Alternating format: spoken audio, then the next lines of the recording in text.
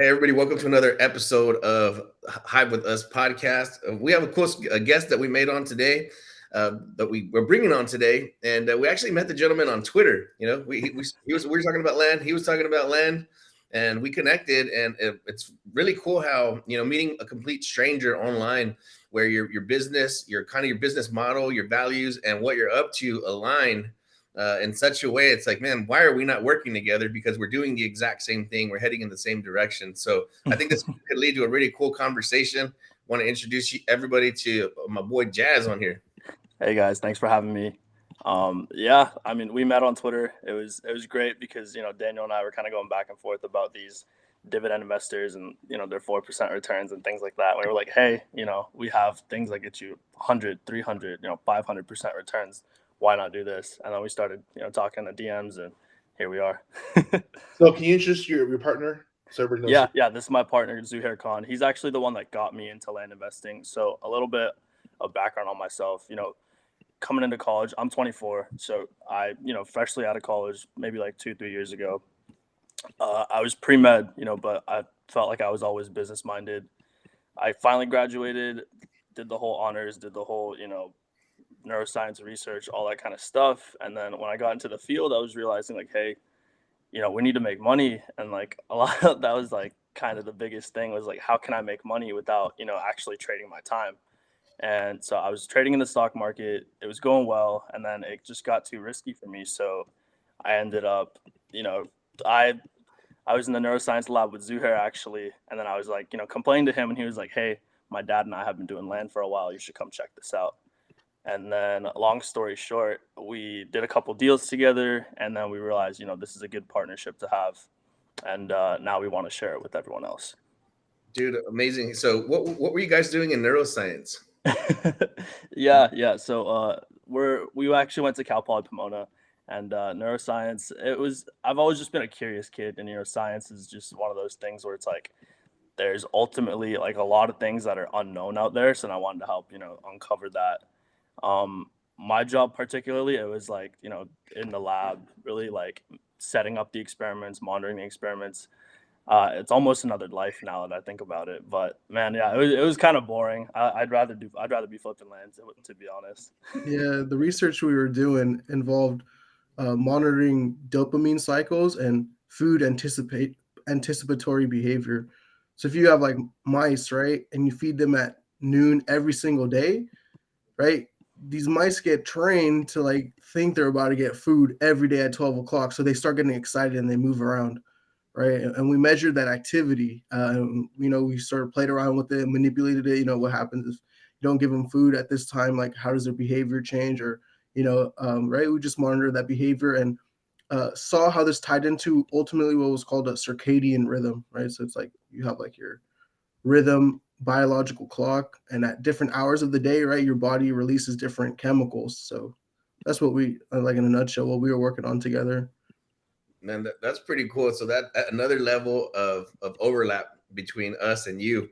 I'm a science nerd, man. I'm a bit like of a scientist, like literally, like I got some stuff around the house, yeah, that it would take a couple episodes to cover. But yeah, I'm like really big into like exercise recovery, all that kind of stuff. Experimental, I don't want to say drugs, but experimental products, like healing and all kinds of stuff like that, man. So I go down a deep rabbit hole in that space. Yeah, I've done a lot in that area. That's awesome for sure. So here, you're second generation real estate. How long has you how long has your how long you've been doing real estate, and how long has your dad been doing real estate too? So it's been about 6 or 7 years now, right? My dad, he's always been business minded, and he was hacking at different things, like I remember growing up, right? He was in the stock market. He wrote his own book. He was like he's works in the hospital, so he wrote a course on students who want to pursue ultrasound. So he like has 3 editions of his book. So he just hacked at so many different things, and then he finally landed on land. And now I was finally of age where I could actually like help and contribute to my dad too, So this was sort of my way of giving back to my dad because he raised me. I always had food on the table. My way of giving back to him was helping him with the land, right? So it started with just like learning little things here and there, and then over the course of 6-7 years now, like I've gotten pretty good training. I know the ins and outs of buying and selling land, and it's really been eye-opening because, right, you try all these different things, right? Like, oh, maybe work a 9 to 5, or you write this book or whatever. But at the end of the day, right, what creates the most billionaires? And that's real estate. And that's becoming more and more apparent as I grow older. When I was like 20, I didn't maybe realize the value of land. Now I'm driving, I see a piece of dirt, and I'm like, yo, yeah, I need that. I'm teaching a friend of mine, man. He was actually a really good friend of mine.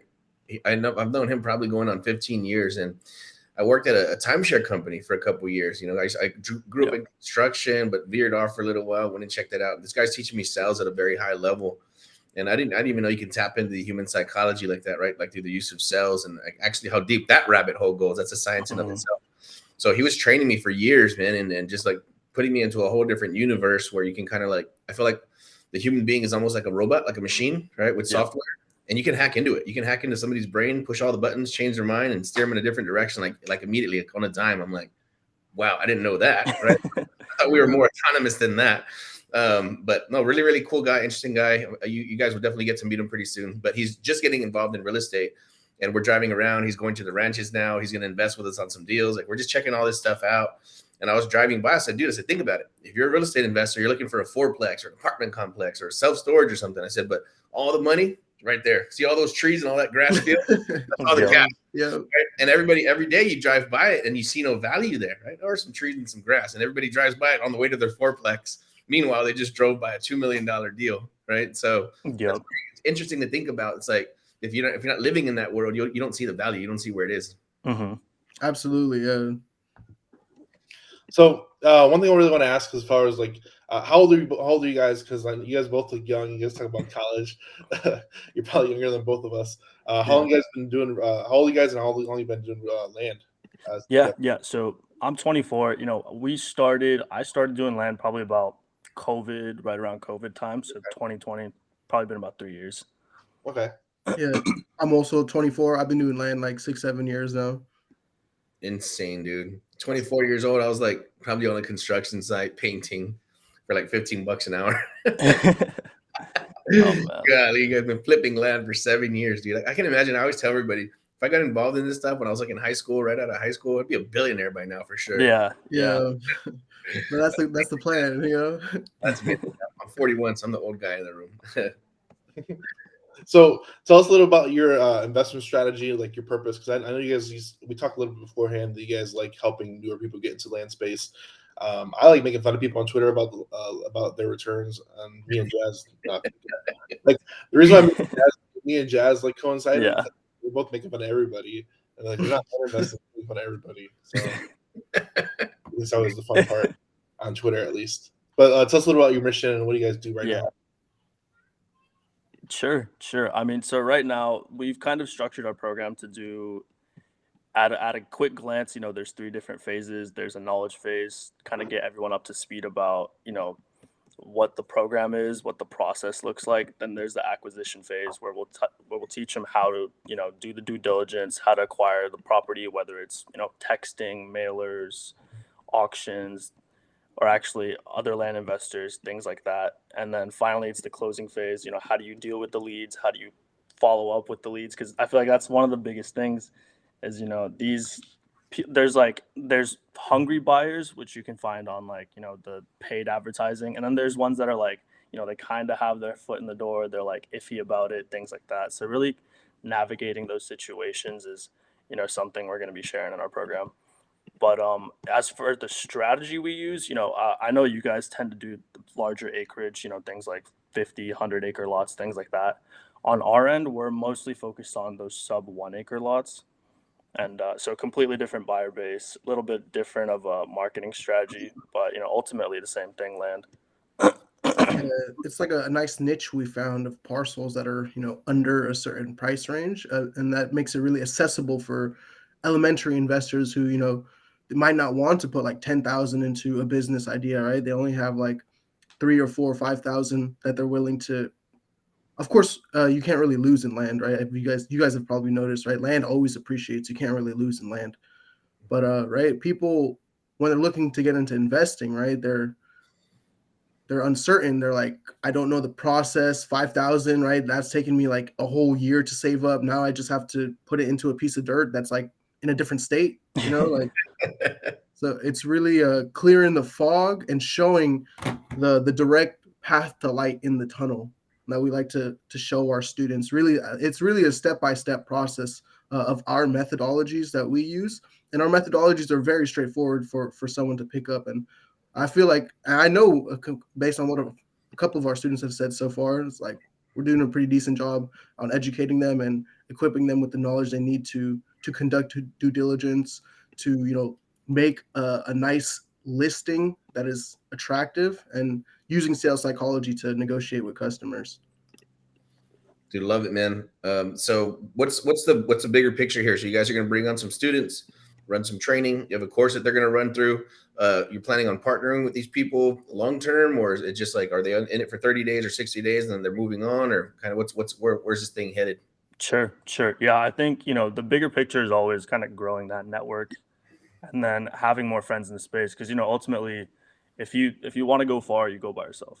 Or sorry, if you want to go, fast, go by yourself. But if you want to go far, go with other people. And, at its base, everyone's going to run out of capital soon, but like syndication, that's where, the deals continue to flow.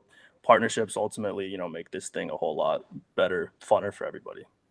Yeah, like as you guys know, U.S. has like 2.4 billion acres of land. Just because your friend owns some land or your student owns some land, that doesn't necessarily mean you're losing now, right? Yeah.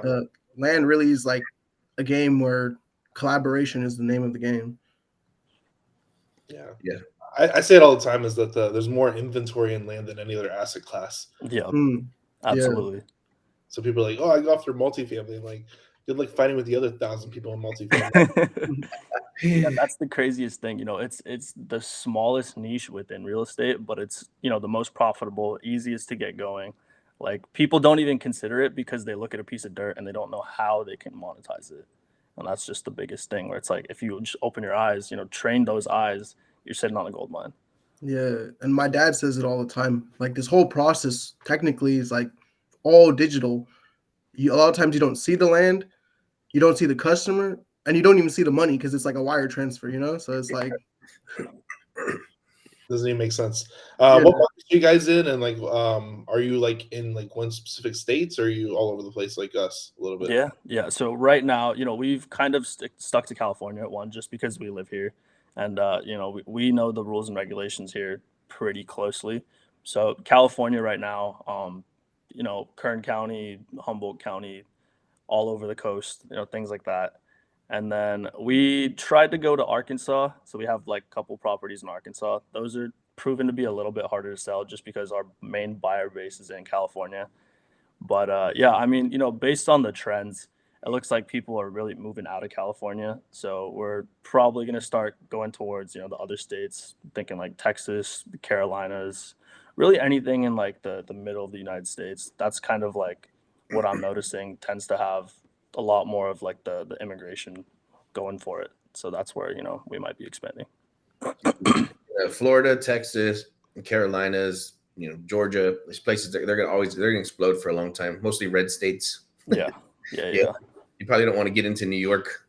Oh no. We'll not be touching that one. Like the states where the population is actually decreasing in a time when Florida and Texas are exploding, right? So the demand here is tremendous. I was half expecting to see a slowdown, right? Mhm. With this looming recession. I don't know whether we're in one or not yet, whatever is considered, and technically we are.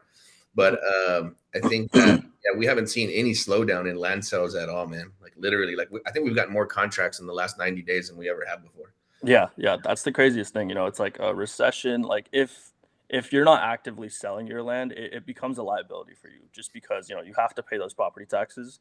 So it's really in the best interest of a seller, or like somebody who owns the land that's not monetizing it, to kind of get rid of it.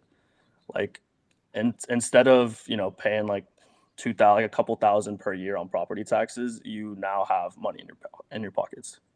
So it just makes sense for them to kind of sell it, and then the land investors really take it from there. Yeah, in a time where money is needed, right? Everything's so expensive, right? I think just a month ago, right? Eggs, everyone here knows how expensive eggs have gotten, right?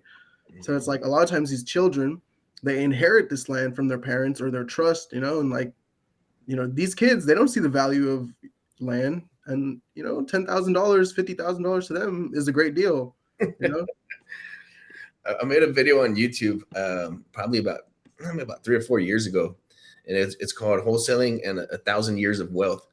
And the whole premise of the video is that Grandpa works his whole life, you know, to come up with his land, leaves it to his kids. Mom and Dad worked their whole life, right, on the land, and then the kid gets it, inherits it, and dumps it. Yeah.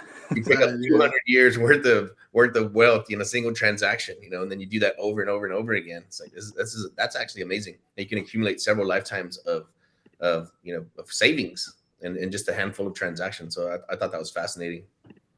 So one thing I want to mention about this, that we're talking about this topic, is I tweeted because I really thought about it, because like single family, multifamily, they really they refinance and get and sell those properties all the time. The land kind of stays with the family and it kind of gets passed down. There's a lot of equity. So my statement was there's probably trillions of dead equity in land just sitting there, untapped. No mortgage, no nothing, hasn't traded hands. It's just dead equity, whatever it's worth. Yeah. Just sitting there. Houses, apartments, self-storage, you're constantly pulling the equity out of those, right? And then they go reinvest it in something else, buy more of the asset. But the product itself is always getting drained of its equity. But land, you know, dudes owned it for 60 years. Like, oh yeah, I grew up here on this farm. So nobody has ever touched that equity in 50 or 60 years. So that's an interesting concept that Daniel came up with, and we were talking about. Yeah, it's like you just have trillions and trillions of dollars sitting in the land, untapped. Nobody's going after it. Nobody's thinking about it. Nobody's looking for it, other than guys like ourselves, man. So yeah, I think it's a cool space to play in. Yeah, that was a really good comment, right? It's really like the intangibles, like the potential of it, you know? And it's everywhere.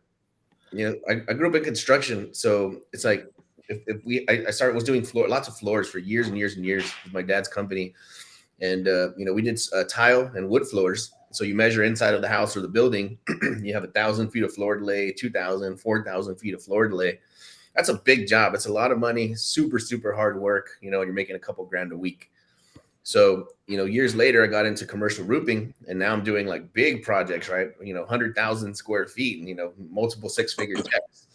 And in my mind, I think I made it, 100 grand a deal, right?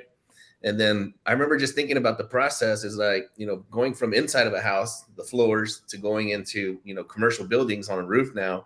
And I'm thinking like, well, what's bigger than a commercial roof that I could possibly sell? And I was like, the only thing bigger than that would be the dirt.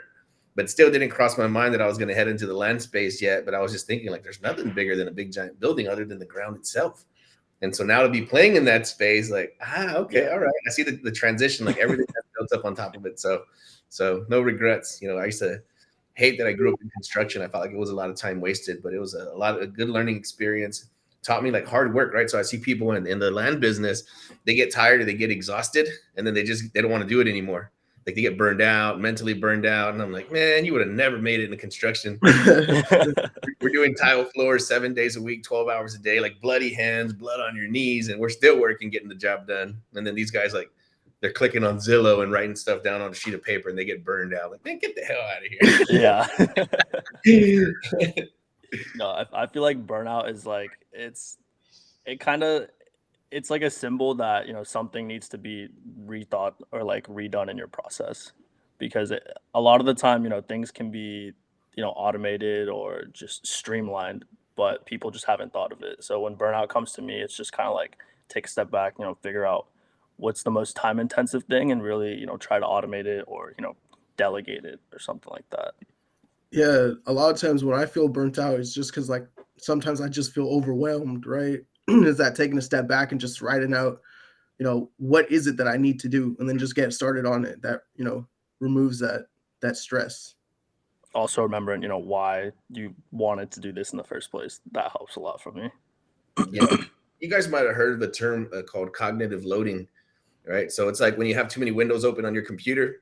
Same inside of your brain. So too many pending things open all at the same time, that can create burnout, right? Because your body's trying to do too much, your brain's trying to do too much. Like, man, I got 400 things I got to do. Where do I start? So one thing that I did, a habit that I've learned, is I write down the most important things with a dry erase marker on my mirror. Like those are the most important things that I have. That's kind of like my to-do list, because I can wake up and I know what to knock out immediately. Well, it was Ty Lopez. I was listening to one of his podcasts, whatever, several years ago, and he said, take your to-do list for that's for the next 90 days or the next 6 months. He said, and make it a goal to knock it out in the next 7 days. And I was like, holy crap, what a paradigm shift for me, because I had all this stuff on my to-do list that I thought I was going to have to, knock out over the next several months. But I'm like, if I really did buckle down, I could probably knock all this stuff out in a week. And sure enough, man, I think I blew through like 80 or 90% of that list, like in about maybe 2 weeks. That's awesome. Yeah. It's like it's Parkinson's law. It's like if you give yourself, like a week to do something, it'll take a week. Or if you give yourself, 7 hours to do something, it may take 7 hours. You may get it done, but you probably got a lot more done than what you initially would have done. And the beauty in that is that, like, when you complete these tasks in like a short amount of time, you're just always winning. And the important thing that I think a lot of people don't do is that when they see they're winning, right, they're like, oh, I can let my foot off the gas, right? And I think that's what really hinders people from like skyrocketing to success. It's even though you're winning, you got to keep putting in the work. You can't stop until you finally got it like that. I love that, man. There's something called the winner effect, like where you win at something and your body starts to create more dopamine, more of these neurochemicals that are going to make your body fire at a higher level and your brain fire at a higher level. Yep. And the more that you win, the more chemicals your body makes, so it makes it easier to win in the long run.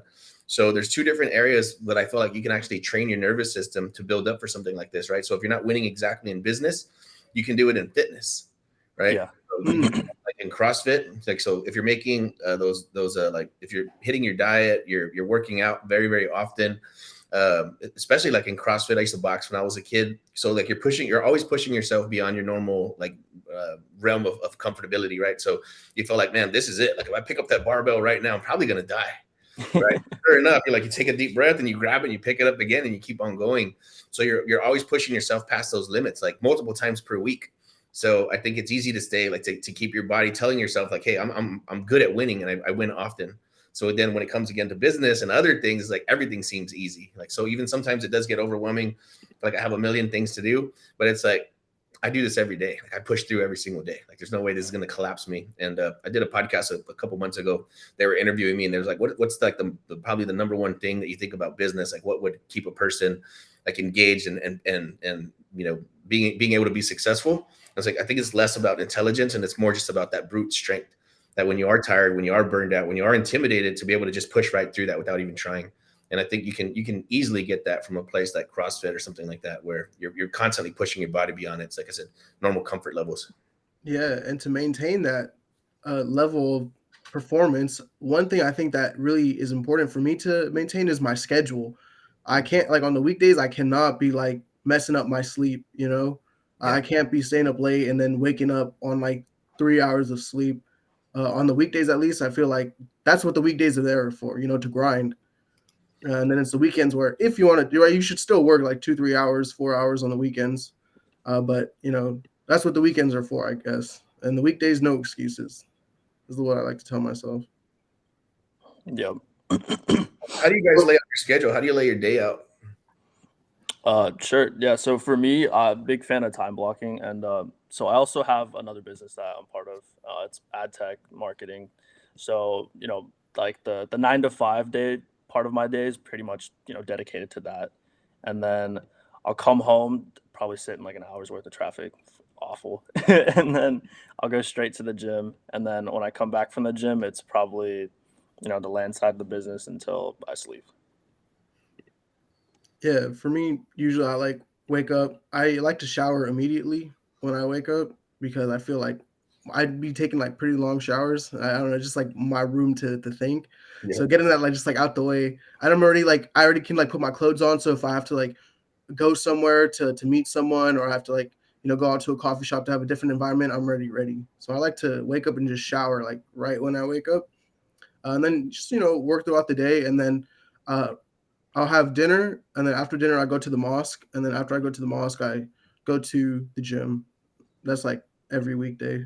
You go to mosque every single day? Yeah, once a day at least, because I'm Muslim and we have to pray 5 times a day. Yeah. So one of the 5, I'll do my best to go to the mosque. That's amazing, man. So we have a 10 commandments for our group, for our mastermind. And one of those is a daily prayer and meditation. Yeah, morning and night. And I think that carries a long way in business. And that's something that nobody thinks about or talks about as well. So that's very, very powerful. That's cool, man. Thank you. Yeah, gratitude for sure. That's a big one. I feel like not that many people practice gratitude or daily meditation, prayer, anything of that nature.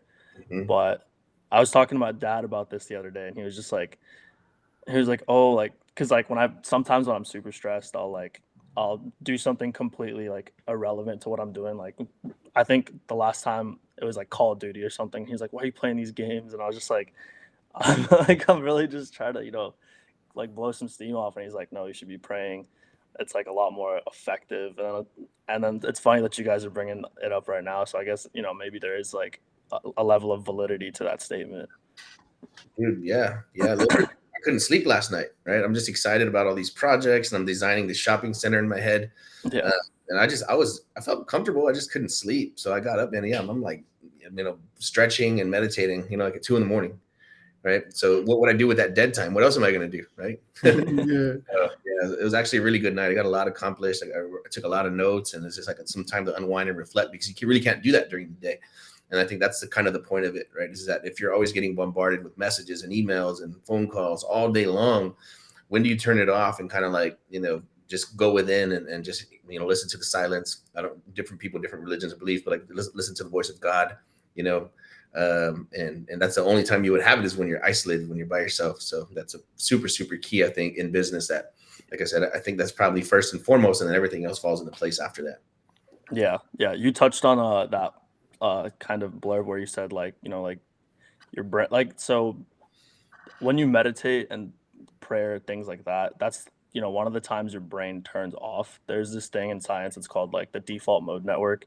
It's basically like a pattern of neurons that fire throughout the day when you do like regular tasks that you've always been doing. It's like when you wake up and go get a cup of water, like that's like an instinctual thing that you do. It's like one of the first things you do. There's like a pattern of neurons that always fires for that activity. So, prayer, meditation, those are one of the few things that actually turn that, like neural network off. So it's kind of giving your brain that refreshingness. It's almost like sleep in a way. It kind of turns your brain off. It allows you to like think deeper, think differently as well. So that's also one of the beneficial things about it. I don't know, a little nerd moment for me, I guess. Yeah, I want to jump in on this now too. This is another topic that I could talk about for like weeks on end without a break. Yeah. I feel like sometimes too, like again in business, like we're pushing ourselves to grow, right? We're doing this first big giant commercial deal. We've never even done a commercial deal. We jumped straight into a $5 million deal. It's like whenever you have all these challenges, or you have all these things that you're trying to face, you're trying to solve it with math, with critical thinking, right? Like with AI, we got all these problems we're trying to beat. I noticed that in meditation, right, that when you go really deep, like there is no goal, right? There's no goal of like, I'm not trying to solve anything at all. I'm going to completely turn everything off. It seems like all of those problems fix themselves, right? Yep. So 30 minutes later, an hour later, I come back and I'm like, oh, I got this. These little things that I thought were going to be these tremendous problems, they just kind of unwind and solve themselves without any participation from your own self. So again, it's another reason why it's super powerful. Yeah. What's your guys' roles and responsibilities? Because I always like talking to people that are partners, just because it's a different dynamic than people that are solopreneurs almost, or lead as a one-man team. How big is your back-end team, and what do you guys do as far as share responsibility? Sure. So at the moment, it's literally just the two of us. We're really running the show here. But in terms of roles and responsibilities, Zuhair's side is really just to be the educator, because he has that leg up in terms of experience on my end. Like I've been doing it probably half as long as he has, so it only makes sense that he should be the one that's educating the people. And my job really is to kind of think outside the box in terms of like growth, expansion, things like that. Like, hey, maybe we should try this marketing strategy, or hey, maybe we should acquire people like this. I'll handle some of the sales calls. We'll both do the sales calls. And then in terms of like acquisitions, I'd say that's also 50-50. It's just me like, scrolling through the internet or something, or like, And then like, hey, we should join this auction, or like, hey, I found this property, let me go show it to Zuhayr. And if we agree, then we'll kind of, move forward with it.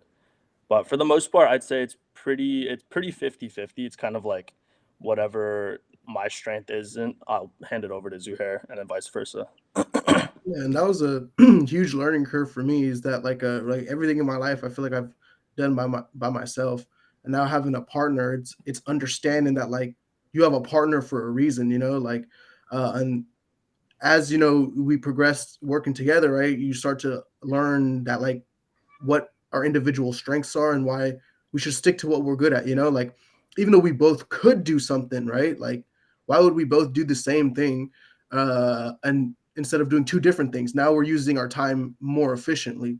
Of course, like that overlap will always happen, right? That's like the nature of doing business, right? You got to sometimes do this, that, but like working together, we've really discovered our roles, and we've really discovered how to maximize and capitalize on those roles. Like Jazz said, right? Jazz is really the outside thinker box, right? Like I'm not saying I'm conservative, but I'm better at nurturing what I have, right? So like with the company, nurturing, the quality of the material, nurturing, the students, nurturing, our foundation, and then Jazz is building on top. He's building, the 12th floor. He's building the 13th floor, and I'm making sure the foundation stays strong. That's good. I was gonna say, yeah, that's kind of myself and Daniel. That's exactly what we do, man. We're complementary. Like he doesn't really do anything I do, and I don't do anything that he does. But what's really cool, and it's kind of like points to the name Hive Mind, is like you could take like multiple people's brains and combine them into like a super brain. Right. So I was trying to figure out a subdivide, and I kind of couldn't really see an amazing strategy for this piece of property. And I'm looking at it, I'm scribbling it, I'm drawing it. So randomly, I just called Daniel, and then I'm showing him what I'm doing. Take a look at this. Comes up with this amazing idea, dude, for this killer subdivide. And that's not even really his department. But, us putting our heads together and just talking about it, like we found out an awesome layout that took that property from like 800,000 profit to almost 5 million profit, dude. Oh, wow. That's incredible. Yeah. Just with a pencil and a sheet of paper, like in an hour. So it's like, yeah, we really do. Like I said, we work separately, but when we do combine our energy, yeah, like growth happens quickly and ideas happen. They flow quickly. Sometimes we're just on the phone for like 2 hours straight, just talking. Like, we're going to do this and do this and this and that, and then run it back and forth. And it's pretty cool to work with something like that. What is a quote that is yours or somebody else's that you resonate with? Yeah. So I actually saw this one the other day. It's Mark Twain. It said, "Buy land. They're not making it anymore." I love that one. I'm gonna get that tatted. Yeah. And then, there's another one by Abraham Lincoln. It's kind of like the best way to predict the future is really to create it. And to me, that's kind of like, if you want something done, do that by yourself. Like nobody else is gonna do it for you. Like just you're kind of like the champion of your own life. Go all in. Just do it to the best of your abilities. Yeah, for me, I have like two I can share. The first is I'm really big on not letting my foot off the gas when like things are going good. I feel like in life, maybe that's been a factor why I haven't been like I've been doing pretty good, but like I feel like I could have done even more. And it's so basically, like, if you see a spaceship that's going into space, right? It doesn't stop for a single second. It's going full throttle the whole way. It like even though it made it out of the stratosphere, right? The spaceship's not like, all right, let's chill now and let gravity propel me in space. The spaceship keeps pushing forward, and that has been a huge help in my life because anytime like we were talking about burnout earlier, right? It's like you're winning, right? You should be able to take a day off, right? But it's breaking that momentum that will mess you up. At least it messes me up. So that one's a really important one I've been internalizing. And then the second one is one I heard very recently, and it comes to like maintaining your schedule, right? So the saying is, right, people go out, they're partying or they're out with friends and just happen to stay up late. And when you're out with your friends and your boys, or you're out by yourself late at night, you the man, right? Like you dress nice, you got your favorite fragrance on. But then in the morning, you might be like, if you drunk, you're like hungover a little bit, and you're like, oh, maybe I can sleep in, or maybe I'll just wake up later or not work as hard today. And the saying was, if you want to be the man at night, you got to be the man in the morning as well. So That one's a really big one I've been practicing lately, because it's like sometimes, you know, like you just mentioned earlier, you woke up at like 2 a.m., right? And you were like working, right? So it's like, it doesn't matter sometimes if you get 2 or 3 hours of sleep. Like, you wanted to be the man at night, right? Now it's time, it's 9 a.m. You gotta, or 8 a.m. You gotta hop on the podcast, right? You gotta be the man in the morning as well. Yeah, I love that, man. That's a good one. What about you guys? What are some of your favorite quotes? This is mine. Is you build the infamy off the content you produce, and Right. I've just seen a lot of people, they start producing content, and I think it's the biggest driver of our success is just producing content, which is why we're here. Yep, absolutely. Incredible. One, just my dad used to say, he would just say, always have your word. You know, if you don't have anything else, just always have your word and nothing else. I grew up on that one. So it's still one of my favorites. I didn't understand it for the longest time because I didn't know how like just being a good, honest person would pertain to making you successful in business. Right? He wasn't a very good businessman at all, but right, it's just the core values ended up turning into be like some of my greatest business assets. And then another one, I don't even know who it is or who it attributes to. And I always mess quotes up, so I might say it wrong. But they say, no great mind has ever existed without a touch of madness. And I feel like it does take a little bit, like you have to be a little insane to create something amazing and something grand, right? Like the Teslas and the Elon Musks and these great minds. It's like they weren't exactly probably all the way sane, right? Because I talked about like creating your own reality, right? In business, like you pick an end goal in mind, and then you have to have this imagined reality that doesn't exist anywhere else inside of your own brain. That's insanity. That's definition textbook insanity. So if you see a vision and you see what the outcome is going to be, you have to believe in it so much that you don't think that like it may or may not happen, right? Like it's going to happen. Like I already see it. It's clearly there, right? But everybody else around you was like, that thing doesn't exist. You're a maniac, right? So you got to have that little bit of touch of madness to be able to push yourself into those places that, you know, would otherwise like kill a regular human being, you know, because if you're trying to build something so massive, it'll take a toll on your nervous system, burnout, those kinds of things. But if you have that level of belief driving you, then you know where you're headed. So it's a lot easier for you to get there because it doesn't feel stressful, because I think that aspect is missing. It's like it possibly could not happen, but in my mind, like it's already happened. I'm already there. Yeah. Wow, yeah. I think you really have to, you know, see it in your mind before it actually happens. Otherwise, you know, the things that happen in your day to day, they're going to deter you from, you know, that vision.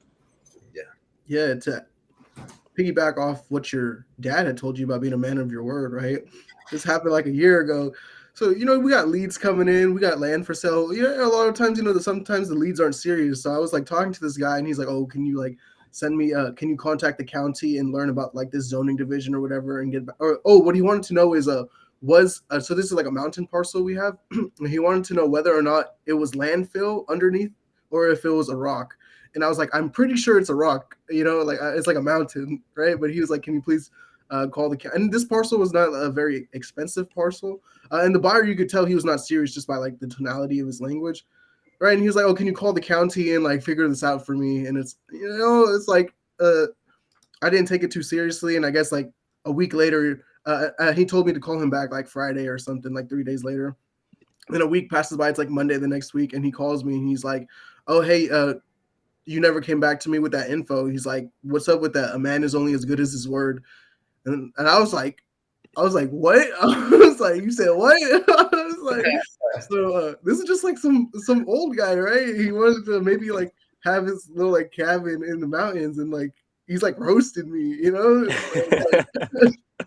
So that ever since, like, that was a very changing moment in like how I carried myself in how, you know, following up with leads properly. You know, if somebody's, it doesn't matter if they have 50,000 or 3,000 to spend, it's like you got to give everyone the same treatment. That's good, man. That's funny, man. You got roasted by a seller. Yeah, harder than an old man because they already been there, done that, no filter. That's funny, man. So we're coming to the end of the show. I think we covered a lot of great topics. We never plugged in where people can find your education. Where can people find that? Yeah. So it's statelyllc.com. That's going to be our website. And then I'm really active on Twitter, not so much on the other channels. My handle is @Jazz, JAZZ 0 or O0O. Super weird name. Don't ask me about it.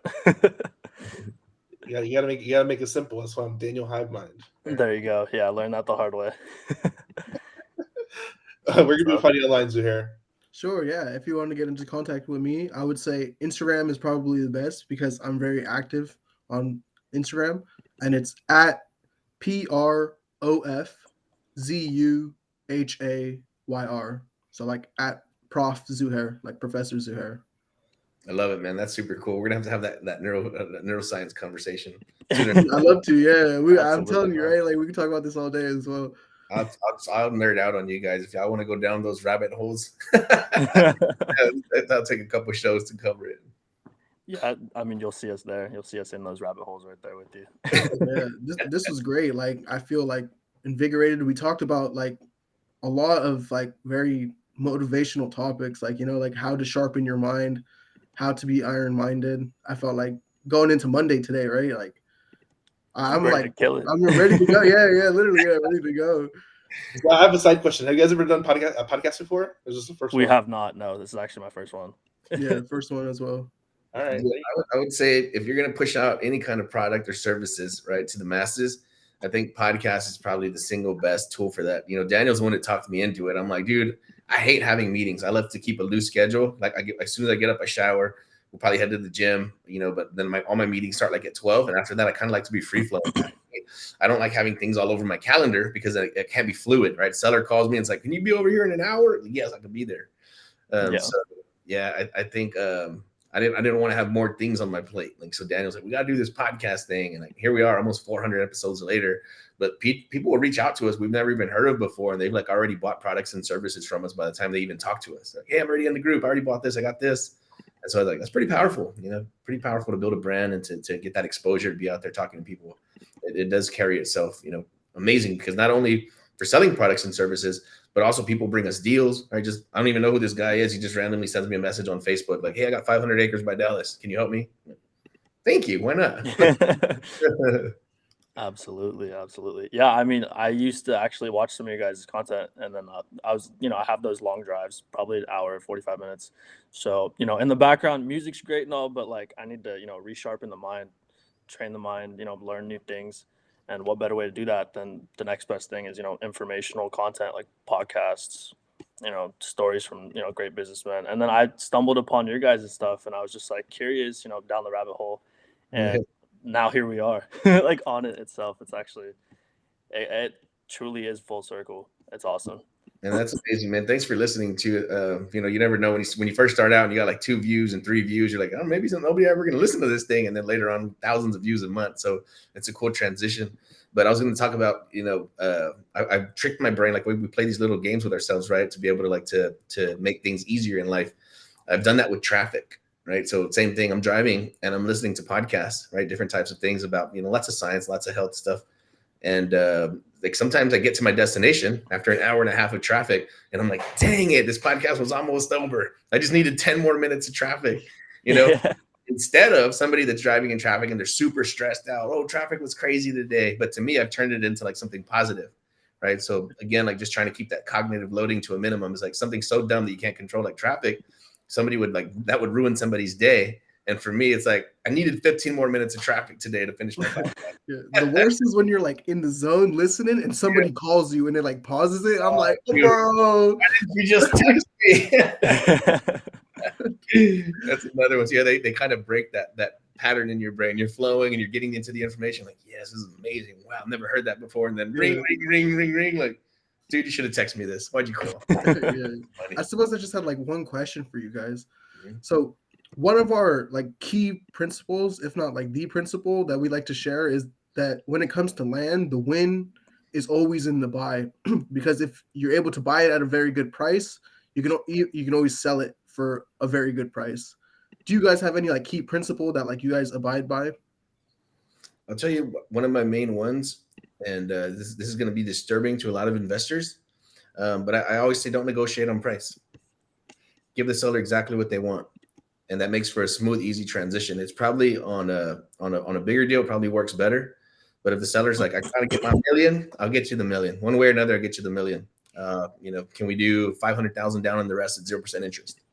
But that's one of my big ones, man. Is as long as that seller gets the number in their mind that they think that they're getting and they're happy with that, then we can do all kinds of crazy stuff on the back end on terms, right? So we can buy a property for $1 million at at 0% interest, sell it for $950 at 11.99% interest, and make like $3 or $4 grand a month in cash flow. So I would say don't negotiate on price. Probably is the biggest one for heading into these bigger deals. That's awesome. Yeah, I've never heard that one before. No, nice. I don't know what he was gonna say, because I was gonna say the same thing. I think it's changed our business a lot. Is we don't negotiate on price. Like if they have it listed for that price, we just offer that price. We call an offer listing price. Yeah. I mean, it makes sense, right? Like you're kind of giving the seller what they want, so they're winning, and then it builds that layer of trust between both of you guys. Like, hey, I got 10 low balls. If you low ball me, I'm going to hang up on you. Well, how much are you asking? I want $1.5 million. Well, that's my offer. Chances are, let me take a closer look at this thing. I could probably get you $1.6 million or $1.7 million. Just let me have a look at it. I'll call you back. Yeah, even to the point where we don't even. I think is crazy about our business model is that we stop marketing direct to sellers personally, and we just go off of the MLS, and we're making offers off the MLS, full price offers, shooting fish in a barrel. Where now the agent, we're negotiating a $9 million deal right now, and the agent's like, "Hey, where's that offer?" Now they want to talk to us, right? Where the sellers are trying to avoid you, the agents are after you, right? So we came up with a new term. So instead of us looking for motivated sellers, we're looking for motivated agents, because you'll see that some of these agents have had a property listed for almost a year already, over a year. The agent's more motivated than the seller. So the lady told us straight up, she's like, this seller's not motivated at all. If you offer $10 less than full asking price, he's not going to do it. And all this, she gave us all the reasons why the seller wasn't going to go on with any kind of tricks, nothing. He just wanted his cash. And then now the agent is pulling in our direction. She's like almost working for us now, because she's ready to get out of it. It's been like 1.5 years, almost 2 years. So you find yourself a motivated agent, they'll help you get that deal done. And then this is for everybody here too, as land is time's on your side. I mean, we've gotten deals 3-6 months later. We've been in negotiations for 3 months. I've been working on a land deal for 4 years. Like if you're in a fast money game, land is not your space. Like most of our deals take 6 months to a year, and I'm okay with that. So if you do, I tweeted this yesterday. It was like, if you need to get paid weekly, land isn't your thing.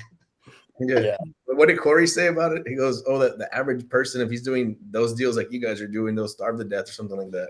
Yeah. Because they're so big and heavy to move. So that's another one of our 10 commandments is to just don't be a well hunter. Just don't only do big deals. Like you got to have a blend of the two. So, I think that's a smart strategy, is to have some small stuff in the pipe, and then while you're working on some of these wells, like that deal, that was a listed deal. That one, we're going to try to make 3.5 to 5 million on it on 136 acres. We're trying to borrow 1.8 million right now.